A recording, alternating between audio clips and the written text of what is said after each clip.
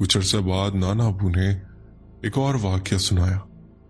उन्होंने बताया कि एक रात वो अपने भाई के साथ खेतों से वापस आ रहे थे। हर तरफ सन्नाटा था।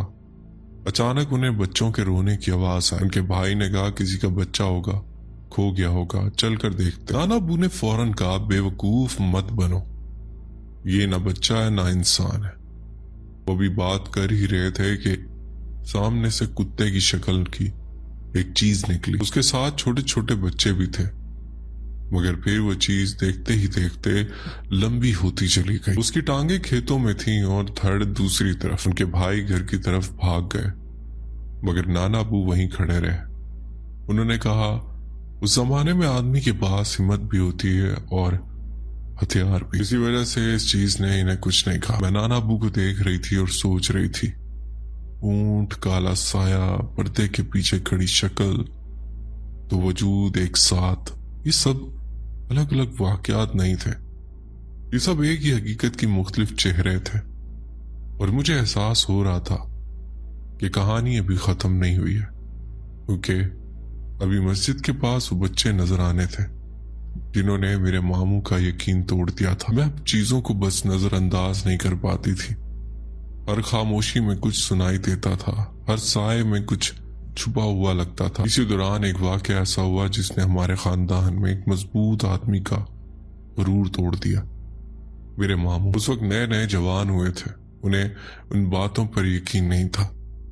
जब खानदान में इन चीजों का जिक्र होता तो वो हंसते, ये सब वहम है, लोग डरा कर मजा लेते हैं, ऐसा कुछ नहीं होता। मेरे नाना अबू की एक ताया जात थी जिनके साथ ऐसे वाकयात रहते थे। मामू उनका मजाक उड़ाते। एक दिन उन्होंने साफ कह दिया, अगर वाकई कोई चीज होती तो मेरे सामने आती। इस बात पर तायाजाद ने बस इतना कहा, मानते नहीं हो तो मानना पड़ेगा। उसी रात मामू साइकिल पर गांव के एक सिरे से दूसरे सिरे पर जा रहे थे। आधी रात गुजर चुकी थी, रास्ता सुनसान था, दरख्तों की शाखें हवा में हिल रही थी और सामने मस्जिद का अहाता।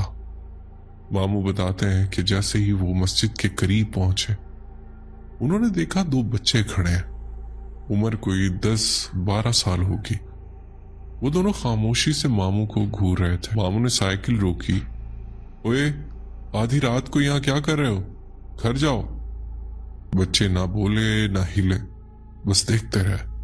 मामू को गुस्सा आया, सुना नहीं, चले जाओ यहां से। तब अचानक मामू ने बताया कि वो बच्चे अचानक लंबे होने लगे। ऐसा नहीं जैसे कोई खड़ा हो रहा हो, बल्कि जैसे जमीन से खिंचकर ऊपर जा रहे। उनके बाजू गैर फितरी अंदाज में लंबे हो गए और फिर वो उछलने लगे, कभी एक तरफ कभी दूसरी तरफ। इंसानी रफ्तार नहीं थी।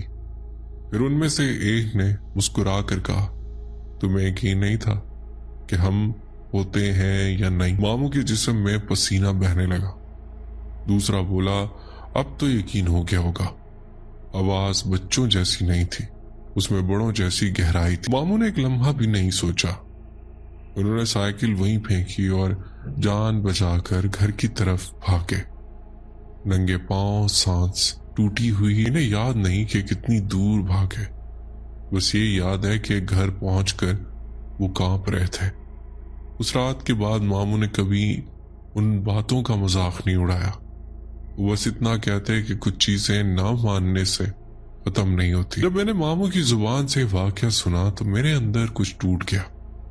मैं समझ गई कि ये सब कहानियां नहीं थी, ये सब एक हकीकत के साए थे। और अभी एक और वाकया बाकी था, वो वाकया जिसमें एक खूबसूरत लड़की दीवार पर चढ़ी थी। ये वाकया मेरी मामी के वालिद के साथ पेश आया था। वो गांव के ऐसे आदमी थे जो रात के वक्त भी खेतों में काम करने से नहीं घबराते थे।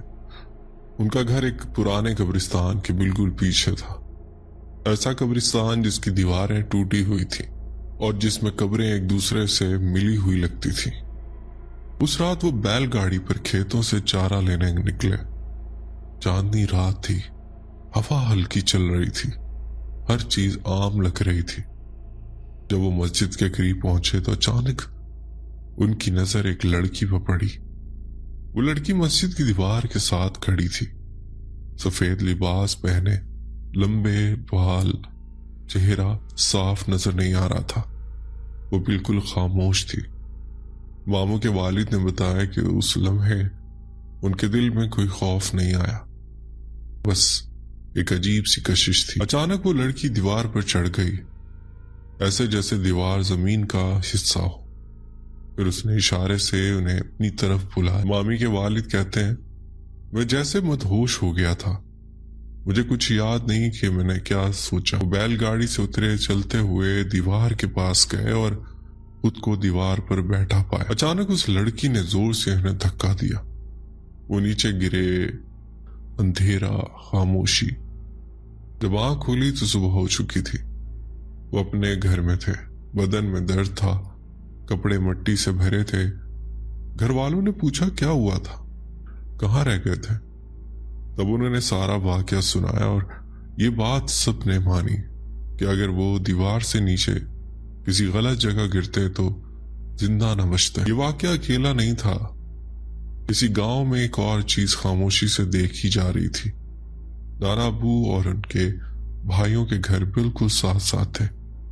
ان گھروں کے پیچھے ایک پرانا اسکول تھا، کبھی کھلتا کبھی سالوں بند رہتا۔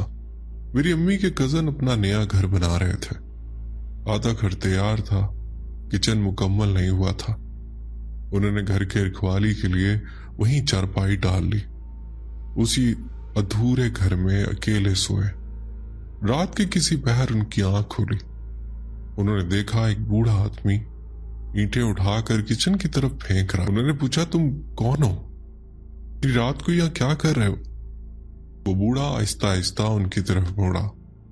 جب اس کا چہرہ دیکھا تو انسانی نہیں تھا، آنکھ غیر فطری مسکراہٹ حد سے زیادہ پھیلی ہوئی۔ وہ مسکرا رہا تھا۔ میری امی کے کزن کہتے ہیں مجھے کچھ ہوش نہیں رہا، میں ننگے پاؤں بھاگ پڑا۔ وہ اتنی دور بھاگے کہ بے ہوش ہو گئے۔ لوگوں نے انہیں ڈھونڈ کر گھر پہنچایا۔ اب کوئی شک نہیں تھا، یہ سب الگ الگ واقعات نہیں، یہ سب ایک ہی مخلوق کی مختلف روپ تھے، کبھی اونٹ، کبھی بچہ، کبھی لڑکی، کبھی بوڑھا۔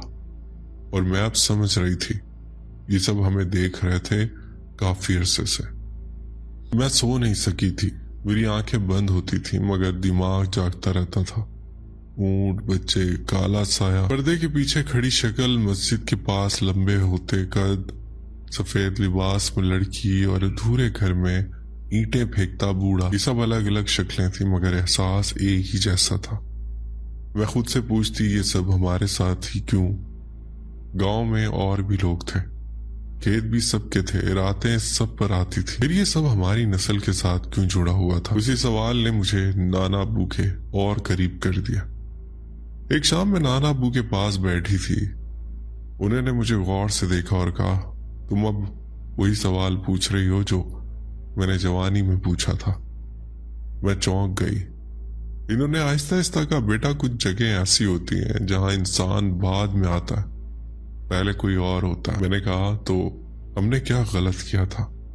نانا ابو نے سر ہلایا، غلطی نہیں کی، بس لاپرواہی کی۔ انہوں نے بتایا کہ ہمارے گاؤں کی زمین بہت پرانی ہے، قبرستان پرانا، اسکول، کھیت اور وہ ڈیرا، یہ سب ایک ہی پٹی پر تھے۔ پرانے وقتوں میں لوگ یہاں آنے سے پہلے اجازت مانگتے تھے، درخت کاٹنے سے پہلے، کھیت بنانے سے پہلے، گھر بنانے سے پہلے اللہ کا نام لے کر یہ کہا جاتا تھا ہم یہاں رہنے آئے ہیں، لڑنے نہیں۔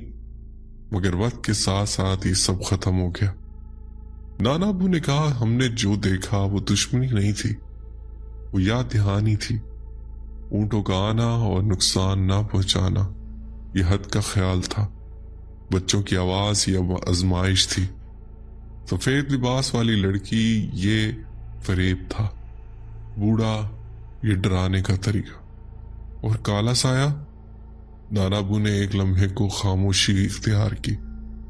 انہوں نے کہا وہ سایہ سب سے پرانا ہوتا ہے، وہ صرف وہاں آتا ہے جہاں خوف دل میں داخل ہو جاتا ہے۔ مجھے وہ رات یاد آ گئی جب میں چارپائی پہ ہلی تھی، جب میں چیخی تھی، شاید اسی لمحے میں نے دروازہ کھول دیا۔ میں نے محسوس کیا کہ ہر واقعے میں ایک ہی بات مشترک تھی، کسی نے حد پار کی، کسی نے مذاق اڑایا، کسی نے انکار کیا، کسی نے خوف کو دعوت دی۔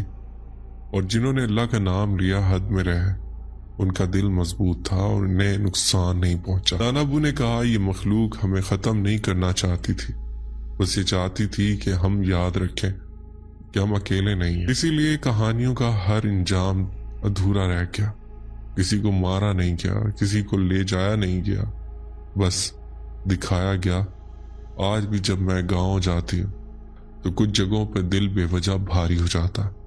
میں وہاں زور سے بات نہیں کرتی، ہنستی نہیں، بس دل میں اللہ کا نام لیتی رہتی۔ تو یہ تھی میری سٹوری، امید ہے آپ اپنے چینل پر لازمی شیئر کریں گے۔